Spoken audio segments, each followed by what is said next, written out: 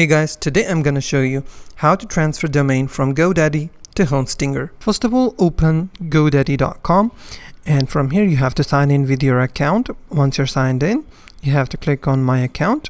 From here you have to go to the Domains section. From here you will see all of your domains. You have to click on Transfer and you have to make sure, as I have no domain in Godaddy, but if you have a domain, you will see an unlock button. You have to make sure to unlock your domain first.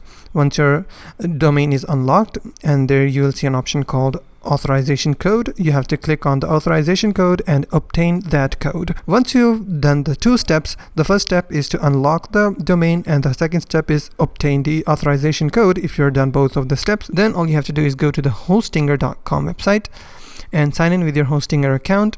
You will see this page on the dashboard. From here you have to click on domains and you have to click on transfers.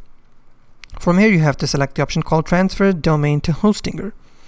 Then you have to enter your domain name that you want to transfer. I have entered my domain name and I will hit transfer. And that's how you can transfer domain from Godaddy to Hostinger. If you find this video helpful, please hit the like button and don't forget to subscribe.